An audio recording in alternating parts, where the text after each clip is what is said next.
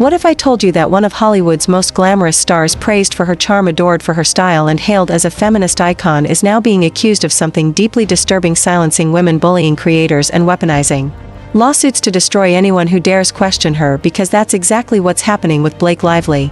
Once a red carpet staple and fan favorite, Blake Lively is now at the center of a cultural firestorm. The star, who built a brand on being relatable, quirky, and empowering, is being exposed for what some are calling one of the most aggressive PR and legal smear campaigns we've ever seen from a celebrity in recent years. And here's the kicker: she's not just going after men. She's targeting female content creators, journalists, and former fans. She's pushing a media narrative that paints any and all criticism of her as misogynist slop. That's the actual term being used in major outlets like the New York Times and The Guardian. If you question Blake Lively's story, you're suddenly anti-woman. If you analyze her PR failures, you're part of some alt-right echo chamber. If you hold her accountable, you're labeled a bully. Let that sink in. The same woman who claims to champion feminism is using the feminist movement as a shield to dodge criticism. And worse, she's weaponizing identity politics to erase the very women calling her out. And it's not just name-calling in the press anymore. Subpoenas are being issued. Journalists, influencers, YouTubers, real people are being dragged into legal battles for talking about public court cases, public interviews, and public failures. Blake Lively's team is demanding creators turn over private emails, DMs, metadata, searching for words like boobs, crazy, revenge, mean, and even the names of people she's accused of smearing her. These are not the actions of a victim. These are the tactics of someone who wants total control of the narrative, no matter who she has to silence along the way. So the question is, who's really being bullied here? Because it's looking more and more like Blake Lively isn't the victim of a smear campaign, she's the mastermind behind one. And what we're witnessing now is the collapse of a carefully curated image. The unraveling of a celebrity who couldn't handle criticism and chose to weaponize her power instead. This story is bigger than Blake. It's about truth, transparency, and the dangerous rise of celebrity control over independent voices. So buckle up, because we're diving deep into the legal chaos, media manipulation, and PR disaster that Blake Lively can't outrun no matter how many subpoenas she sends. This time the truth isn't going away. Something is unraveling in Blake Lively's legal strategy, and it's not subtle. The once carefully curated narrative is starting to look like a hastily stitched patchwork of contradictions, missteps, and selective outrage. It's not just the public who's noticing, it's the journalists, the critics, and now the creators. The mask is slipping. What was once billed as a brave fight for justice is beginning to feel like a campaign of control. The latest chapter, a subpoena circus targeting journalists, creators, and critics who dared question the story. And while Blake Lively's legal team fumbles basic spelling on legal documents, people are starting to ask the real question: what exactly are they trying to hide? At the center of the latest controversy is a new op-ed published in the New York Times, penned by tech and culture reporter Kat Tenbarge. In it, Tenbarge extensively quotes a YouTuber who goes by the alias Oidoki, a content creator who, as many online have pointed out, has her own history of questionable behavior. Most notably, she's been accused of monetizing stolen content. Entire interviews, archives of other creators' original work streamed for hours on her platform without consent. And yet she's the authoritative voice Tenbarge leans on to frame this so-called misogyny slop ecosystem. Let's unpack that phrase for a moment. The misogyny slop ecosystem. According to Oidoki and this narrative, a large group of predominantly female creators, many of whom have expressed concern over Blake Lively's recent legal tactics, are part of a coordinated monetized smear campaign against women. It's a stunning reversal of reality. Many of these same creators are women. Many have spent years elevating other women's voices, advocating for justice and accountability in Hollywood. And now, for daring to question a celebrity's version of events, they are being lumped in with far-right ideologues and painted as enemies of feminism itself. This isn't journalism. It's narrative laundering. And it's more than just offensive, it's dangerous. Because when women are told they must believe other women unconditionally without evidence, and that any deviation from that belief makes them traitors to their gender, it undermines the entire foundation of truth-seeking. It turns the pursuit of justice into a loyalty test. And it silences anyone who might have a legitimate critique. To make things worse, the article uses the same tired formula: reduce dissent to hate. And when that's not enough, subpoena it. Yes, subpoenas. Blake Lively's legal team is now actively targeting journalists and creators in a campaign that on its face looks less like a discovery process and more like intimidation. Content creators, YouTubers, reporters, and even public relations firms connected to Baldoni's crisis response are being subpoenaed for metadata, email chains, keywords, and messages that might contain something incriminating. The irony: in one of these filings, Blake Lively's legal team even misspelled the name of a creator they were searching for. That's right. In a legal request and official filing they spelled the target's name incorrectly, which all but guarantees they'll find nothing relevant. It would be laughable if it weren't so telling. They're grasping at straws. They're firing wildly into the dark, hoping anything sticks. What are they searching for exactly? According to documents that have surfaced, the keywords in these subpoenas include revenge, destroy, victim, cancel, strategy, Reddit, TikTok, meme, diva, weaponize, and even boobs. Yes, that last one is real. It reads less like a legal strategy and more like someone's internal meltdown dumped into a court document. They're also requesting any communications involving names like Candace Owens, Scooter Braun, and Andy Signore, names that have nothing to do with the core case against Justin Baldoni. But here's the thing: if Blake Lively's team can't prove there was a smear campaign, they're going to manufacture the appearance of one by cherry-picking snippets of conversation, pulling isolated phrases and stringing them together in court filings that feel more like tabloid conspiracy than legal truth. Meanwhile, the mainstream media plays along. This isn't the first time Kat Tenbarge has written about online creators and controversies, but the timing and tone of this piece are raising eyebrows. Because it's not just repeating talking points, it's reinforcing a narrative that appears to have originated not in a newsroom but in a crisis PR office. The evidence this op-ed mirrors almost exactly an earlier article published in The Guardian, also centered around the same YouTuber Oidoki. The same terms, the same framing, the same villainization of female critics as part of some slop-obsessed anti-woman echo chamber. No dissent, no pushback, no second source. Just a single quote machine saying the same thing in different publications. That's not reporting. That's PR theater. What's even more bizarre is how the op-ed refers to a resurfaced interview from 2016 between Blake Lively and a reporter. The article characterizes it as awkward, subtly implying that Blake was unfairly treated or misunderstood. But those who actually watched the viral clip last August remember it differently. Blake Lively wasn't awkward, she was rude, blunt, condescending, and viewers noticed. It went viral not because of some agenda but because people recognized bullying when they saw it. But now anyone who highlights that moment is being retroactively painted as a bully themselves. In this distorted view of feminism, calling out rudeness is now misogyny. Speaking up is harassment. If you're not with Blake Lively, you're against all women. The mental gymnastics here are wild. Especially when many of the creators targeted in these narratives are women. Some are feminists. Many have long histories of standing up for survivors, advocating for women in media, and challenging toxic power structures. But because they're not willing to swallow a narrative without proof, they're branded traitors. And that branding is strategic. Let's zoom out and look at the broader picture, the real motivations behind this PR and legal storm. It starts with Paramount. Ryan Reynolds, Blake Lively's husband, has deep ties to Paramount through his production company Maximum Effort. They've signed multiple deals not just for movies but for marketing and PR campaigns. So when the PR for It Ends With Us fell apart, someone had to take the blame. Ryan's company was at the helm of the campaign. And it bombed. Not just a little, it imploded. The trailers were mocked. The tone was off. The branding was all wrong. It became the laughingstock of film Twitter and TikTok. And in an attempt to distance herself from the backlash, Blake Lively claimed that Sony pushed her into promoting the film as a rom-com even though it wasn't. But let's be honest, Sony didn't write her captions or design her Instagram posts. That was Maximum Effort. And let's not forget, this isn't the first time Blake Lively has cost a studio money. Back in 2020, Paramount took a huge hit with the Rhythm section, a Blake Lively vehicle that was supposed to kick off a female-led spy franchise in the spirit of James Bond. Barbara Broccoli produced it. Jude Law co-starred. It had the budget, the support, the rollout, and it still tanked. Part of the reason: delays. Months of them. Lively reportedly injured her hand, halting production for half a year. By the time the movie finally limped into theaters, it made just $2.8 million in its opening weekend despite a wide release. It was one of the lowest box office debuts in history for a film in over 3,000 theaters. Paramount lost tens of millions. And who was the lead? Blake Lively. Fast forward to 2024.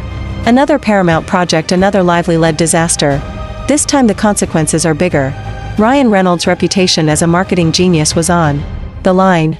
Maximum Effort's contracts were at risk. Blake's performance and the public's response was being scrutinized. So what did they do? Deflect. Blame Sony. Blame Baldoni. And now blame content creators for public perception. It's a coordinated spin machine, and it's not subtle. When the PR fails, silence the critics. When silence doesn't work, smear them. When that fails, sue them. That brings us back to the subpoenas. New filings show that even TAG, the talent crisis firm hired by Justin Baldoni, is now being forced to turn over information. But these aren't just broad requests, they're hyper-specific. Keyword searches digging into everything from Reddit threads to cancel culture references to the name of any journalist who ever mentioned the case. And yes, they even included misspelled names like Chatsy, which is so sloppy it suggests someone was rushing to file this without proofreading. The chilling effect is real. Journalists are now aware that writing about this case might mean legal threats. Creators who spoke out are finding themselves in court filings. Meanwhile, the very people who claim to be champions of female voices are trying to muzzle the ones who won't fall in line. The hypocrisy is staggering. Feminism isn't about blind allegiance to any one woman, it's about equality, accountability, and truth. And if someone can't handle public criticism, they shouldn't be trying to weaponize social movements to shield themselves from it. Because calling everyone a bully does not make you a victim. It just makes you louder. And right now that's all this team has left. What we're witnessing now isn't just a meltdown, it's a reckoning. Because for years the Hollywood machine has worked overtime to insulate certain stars from criticism. Blake Lively was one of them. Between her polished Instagram posts, curated red carpet looks, and her high-profile marriage to Ryan Reynolds, she was framed as the next golden girl. But behind the scenes it's been a very different story. And now the cracks are impossible to ignore. One of the biggest sources of tension, the ongoing PR nightmare surrounding It Ends With Us. The movie was supposed to be a massive success. It had a passionate fanbase from the best-selling novel, a major studio backing it, and a cast that included Blake Lively and Justin Baldoni. On paper it should have been an easy win. Instead it turned into a laughingstock. Trailers were mocked relentlessly online. Critics panned the tone, the styling, the misrepresentation of the source material. And the backlash wasn't subtle, it was widespread and intense. Rather than addressing the criticism honestly, Blake's team attempted to pivot. They blamed Sony, claiming the studio forced her into presenting the film as light and fun rather than the heavy trauma-focused story it was meant to be. But that spin didn't land. Because the marketing, every caption, every visual, every tone-deaf post was shaped by Maximum Effort, Ryan Reynolds' company. So the blame shifting looked not just desperate but strategically dishonest. And here's where it gets even more layered. Paramount. Ryan Reynolds has multiple deals with the studio. Not just for film production but also for advertising and marketing through Maximum Effort. The success of It Ends With Us wasn't just about box office numbers, it was about proving Maximum Effort could successfully manage major studio campaigns. When that campaign crashed and burned, the fallout extended beyond bad reviews. It threatened contracts. It put millions at risk. To save face there had to be a scapegoat. Enter the content creators. The strategy seems clear in hindsight. Rather than admit failure, Blake and Ryan's PR teams turned their attention to the online commentary that criticized the film. They claimed it was coordinated, misogynistic, or anti-woman. They painted female creators, especially those critical of Blake Lively's performance, as villains. The implication was that the real issue wasn't the poor execution or tone-deaf marketing. It was the people talking about it. But the public wasn't buying it. In fact, the more they tried to shame critics into silence, the louder the criticism got. And then came the subpoenas, thinly veiled attempts to dig into creators' emails, DMs, and private conversations under the guise of legal discovery. This was never about justice. This was about optics. And Blake's other ventures weren't faring any better. Her two brand launches, Betty Buzz and Betty Booze, were heavily promoted across her social media. But they failed to take off in any meaningful way. They didn't go viral. They didn't become the next celebrity success story. In fact, they were barely noticed outside of her core followers. The packaging was cute. The marketing was punchy. But the market disinterested.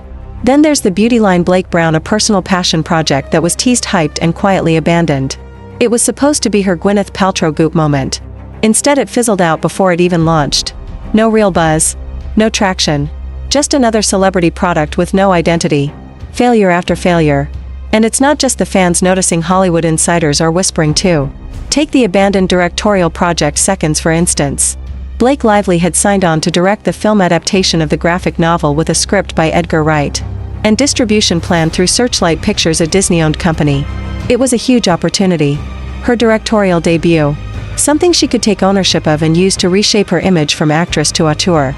But nothing ever came of it. Since the original announcement in April 2022, there's been radio silence. No updates. No pre-production notes. Nothing on her IMDb page. Industry watchers suspect the project fell apart behind the scenes, either due to scheduling, financing, or more likely because of the baggage now attached to her name. And then there's The Husband's Secret, another adaptation Blake was attached to. Also stalled. No momentum. No casting news. Just more development hell. It's worth noting that while her team continues pushing narratives of victimhood, her professional output is stagnating. The industry doesn't run on sympathy, it runs on bankability.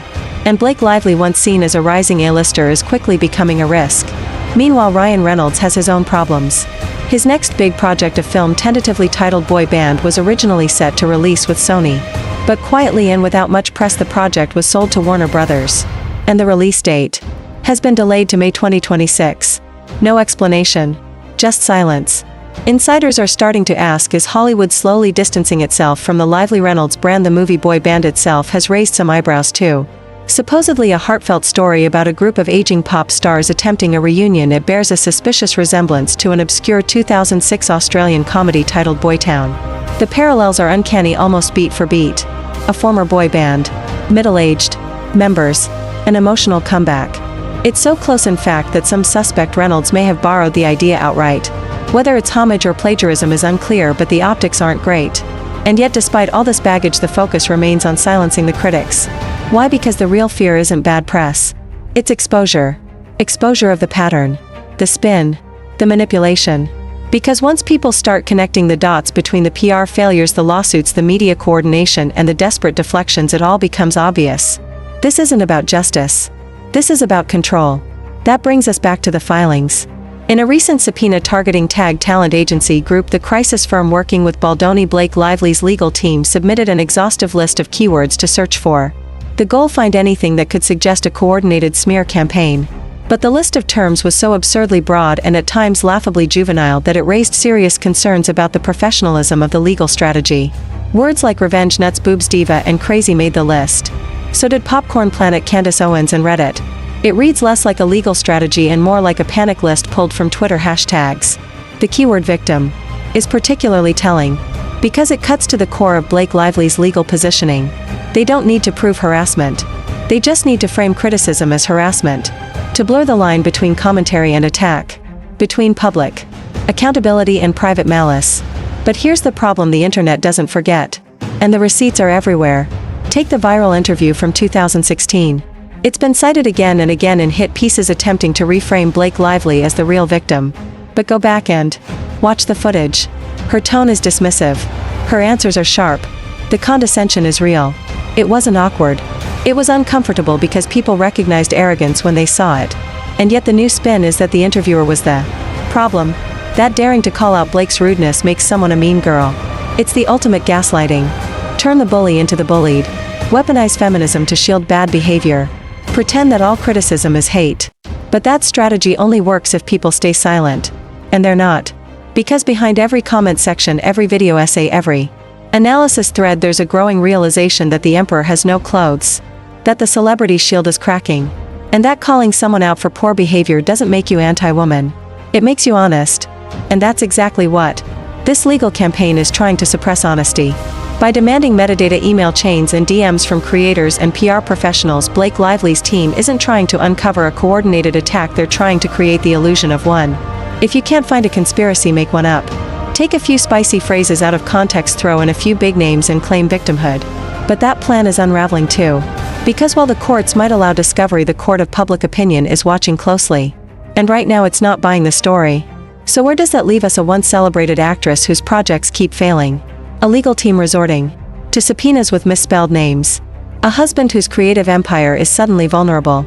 A media narrative desperately trying to reframe public backlash as bigotry. And a growing number of people, many of them women, refusing to be bullied into silence. The truth is coming out. And it's not being controlled by publicists. Legal intimidation has become the new PR tool of the elite. When celebrities feel cornered, when their carefully crafted images begin to falter, what do? They reach for the legal system. Not to defend truth. Not to uncover justice. But to chill speech. To create fear. To send a message. And that's exactly what Blake Lively's team appears to be doing right now. The sprawling web of subpoenas sent out in recent weeks makes that clear. They've gone after journalists, PR professionals, content creators. They're demanding metadata, keyword matches, private emails, and communications that allegedly connect critics in some sort of imagined conspiracy. But there's no conspiracy. No underground cabal plotting against Blake Lively. There are just people. People who saw a narrative that didn't add up and dared to question it. And let's be very clear, none of this is about evidence. It's about optics. These subpoenas are meant to create headlines, not find facts. The message they send is simple: be quiet or we'll come after you next. That's not justice. That's coercion. And it's not just the subpoenas that show this shift. Look at the tone of media coverage.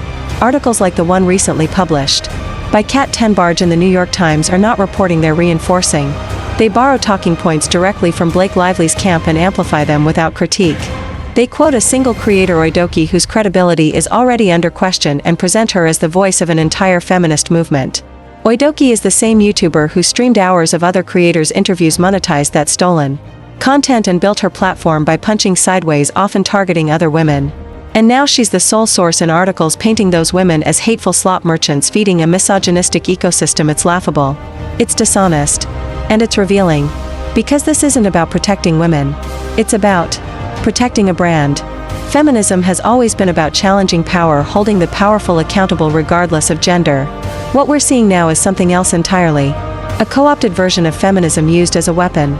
If you challenge the narrative, you're anti-woman. If you ask for evidence, you're a misogynist. If you criticize bad behavior, you're part of the slop. It's a narrative trap. And it's designed to discredit dissent. But the problem for Blake Lively and her team is that the dissent is growing. The internet isn't falling for it. The very audiences these celebrities once relied on for adoration are turning skeptical. They're connecting the dots. They see the same phrases showing up in different articles. They recognize the media pattern. And more importantly, they remember what happened. People remember how Blake Lively handled the "it ends with us" PR. They remember the Instagram posts that mismarketed the film. They remember the awkward interview from 2016. They remember the botched Betty Buzz launch. These aren't things that were spun by evil content creators. They were public. They were visible. And the reaction was organic. But the Lively camp doesn't want to admit that. So instead they attack the people documenting it. Meanwhile, Hollywood is watching all of this unfold with growing discomfort. Studios don't like drama unless it's on screen. They like predictability, clean rollouts, positive press. And when a star becomes the story for the wrong reasons, it creates risk. That's why Blake Lively's upcoming projects have gone quiet. That's why her IMDb page looks increasingly barren. That's why her directorial debut Seconds appears to have vanished. The industry is pulling back. Even Ryan Reynolds, who once could do no wrong, is facing growing scrutiny. His brand, built on sarcasm, self-awareness, and likability, is starting to show cracks. Maximum Effort's recent failures, especially the "It Ends With Us" campaign, have led many to wonder if his magic touch has worn off. And with the boy band project now delayed and transferred to Warner Brothers, the whispers are getting louder. Hollywood doesn't forget losses. And the rhythm section, Blake's earlier flop, was a big one. A movie that lost tens of millions. A franchise that never materialized. A leading performance that failed to resonate. Pair that with "It Ends With Us" and you've got a troubling pattern. Not just one failed film. Two. And both wrapped in PR disasters. Which is why all of this feels less like a legal fight and more like a last-ditch effort to salvage reputation. But the more Blake Lively's team leans on identity politics to shield themselves, the more they alienate the very audiences they claim to represent. Because audiences today are smarter. They know the difference between accountability and cruelty. Between honest critique and bullying. And most importantly, they know what manufactured outrage looks like. Take the misogyny slop ecosystem concept. It sounds like a think piece buzzword cooked up in a grad seminar. But it's already being picked apart online. Critics point out the absurdity of labeling predominantly female critics as anti-feminist. They point to the growing number of women who are speaking out not against feminism but against how it's being used to shut them up. And this is where things start to shift culturally. Because what we're seeing isn't just a backlash against one celebrity, it's a broader reckoning with the culture of celebrity itself. People are tired of being manipulated. Tired of being told what to think. Tired of being scolded for not cheering loud enough for stars who've made mistakes. And when those stars turn around and sue, subpoena, or smear their critics, it only confirms what people already suspect, that the image was always an illusion. That's why this moment matters. Because it's not just about Blake Lively. It's about the entire industry. It's about how power is used. How media is weaponized. How justice is twisted into a PR strategy. And it's about the people pushing back. Because for every subpoena sent to a creator, there are hundreds of others willing to speak out. For every op-ed that tries to rewrite the story, there are thousands of comments calling it out. For every PR spin, there are videos, essays, and podcasts offering the other side. The system is breaking. And they know it. Even the legal filings reflect this desperation. When Blake Lively's lawyers submitted a keyword list to a third party, they included words like mean, boobs, and crazy. These aren't legal search terms. These are emotional panic responses. They're trying to capture tone, not fact. Feeling, not evidence. It's like trying to litigate someone's vibe. And it's all happening in a case that fundamentally is about whether Blake Lively weaponized a harassment narrative to destroy Justin Baldoni's career. That's the central question. Not whether people were mean online. Not whether criticism got too loud. But whether a powerful actress used her influence and the media to misrepresent events in a way that caused real harm. That's the case. But the court of public opinion is hearing something else. Trust us. Don't ask questions. And if you do, you're a misogynist. That's not feminism. That's authoritarianism. And while celebrities might be able to buy silence for a little, while they can't buy truth. Because truth has a way of surfacing. Especially now. Especially when people are watching so closely. Blake Lively's image was once untouchable. But the truth is catching up. And her team's attempt to control the narrative through legal intimidation, media coordination, and identity politics is backfiring. This isn't a witch hunt. It's a wake-up call. Because when stars start suing content creators for pointing out inconsistencies, when journalists write puff pieces based on single biased sources, when Hollywood studios go quiet because they no longer want to be associated with the drama. That's not the world silencing Blake Lively. That's the consequences of her own actions. What's happening now is a public shift, not just in how we view Blake Lively, but how we engage with celebrity culture as a whole. The audience is waking up. They're done being told that disagreement equals hate. They're done being painted as villains for daring to ask questions. And they're definitely done with the media's willingness to act as a shield for celebrities who refuse accountability. Blake Lively's recent behavior, both publicly and legally, has put her under a microscope.